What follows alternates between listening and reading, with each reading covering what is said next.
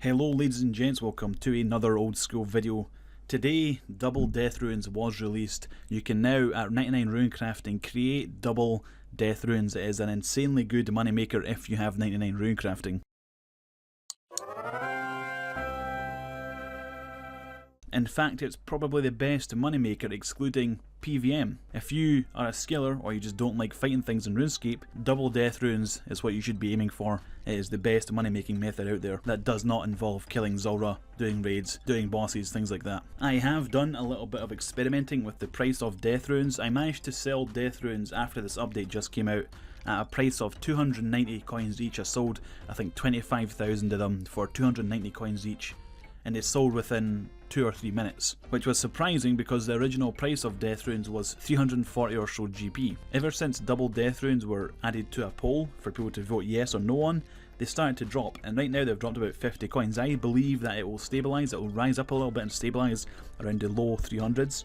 And even with the drop in price, even from around 350 GP down to 300 GP, they're still the best money making method a skiller can do. They're still the best money making method in runecrafting. People used to aim for 91 runecrafting because that's when you can do double natures. That's a fantastic money maker. It was around, or it is around 1.2, 1.3 mil per hour. But now with double death runes, you can expect to make anywhere between 1.5 to 2 million GP per hour just runecrafting. That is an insane amount of GP for skilling. And not only did they buff the money making potential of runecrafting, they have also buffed rune pouches. You can now shift click rune pouches to empty them. Typically you'd have to right click the rune pouches and click empty. Sometimes you'd misclick, it'd be a bit of a pain in the ass to empty them sometimes. But now you just shift click the rune pouch and the rune essence or the pure essence within is emptied. So they buffed the money making potential, they buffed the speed of it, even though it's only by like a second or so. And Jagex say that they are confident that the double death runes won't affect the market, won't affect the economy, because not very many people will be doing it. I mean, 99 runecrafting isn't a very common thing, it's one of the rarest skilling capes. According to this grand exchange thing here, death runes are currently sitting at 330 coins each. Assuming that death runes drop a little bit more because this update just came out to around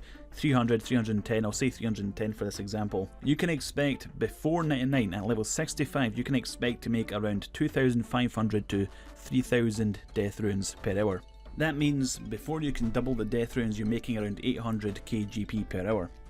Now obviously, you're 99 runecrafting now. If you are 99 runecrafting now, you just double that number, you make 1.6 mil per hour, and that's me rounding down to like the lowest possible. I think death runes will drop 310 GP. If Jagex are right and it stabilises, it doesn't affect the economy at all because it isn't really that much more death runes coming into it in the grand scheme of things, and it stabilises around 340, 330, you can expect to make like 1.8 mil per hour. I rounded down to 2,500 pure essence used per hour, so if you're an efficient player, like a really focused, efficient, crazy ass player, you could probably do around 3,000 per hour. And if you're using 3,000 pure essence per hour, which results in 6,000 death runes, and death runes at that time are going for around 330 GP, you can expect to make 2 mil per hour, and that's insane, dude.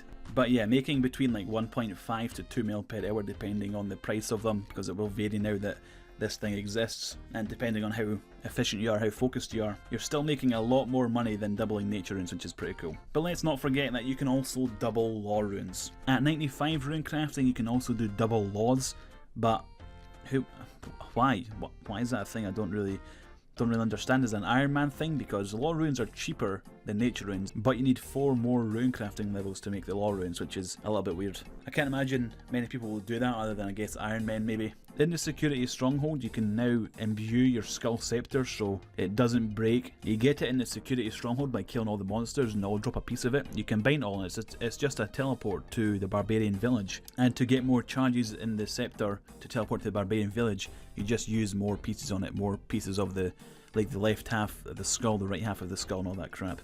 You just use that on your scepter to charge up instead of it being dismantled when it runs out.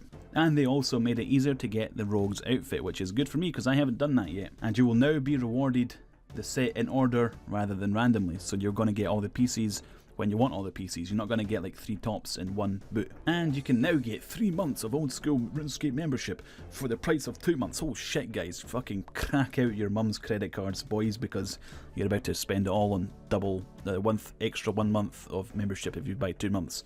something like that. And then there's some behind the scenes stuff about the world map. They're introducing a world map to the old school client, the original client, which is the one I use. And in other news, players with the Magscape may now right-click to quick teleport to their own player-owned house when it is equipped. Kandarin headgear and Bruma torches can no longer be dropped in dark areas. Some bank chests have been added to Xanaris Bank. I remember always trying to use the chests in Xanaris Bank, but now they've actually made those chests banks because they weren't before, which is pretty funny. And they made safe spotting even harder at thermonuclear smoke devils again, so it's even harder to safe spot it than it was before. And then there's a bunch of bug fixes which we're not going to cover, but yeah, that's pretty much it. The big boy, obviously, the double death runes, that's fucking awesome. Thank you for watching this video, guys. I don't typically cover updates like this. It's not really something I do all the time. I've done it in the past a few times, but yeah, it's not something I do. If you'd like me to do this in the future but only really cover the big ones that come out, the big updates, not every Thursday, but just the ones that are pretty important, ones that make a decent video, feel free to let me know. But if you thought it was garbage and I shouldn't do this shit, then also feel free to let me know by leaving comments and ratings and things like that. They help the video even if it's criticism and you're saying it's a shit video. So yeah, thanks for watching, guys. Hopefully I'll see you next time.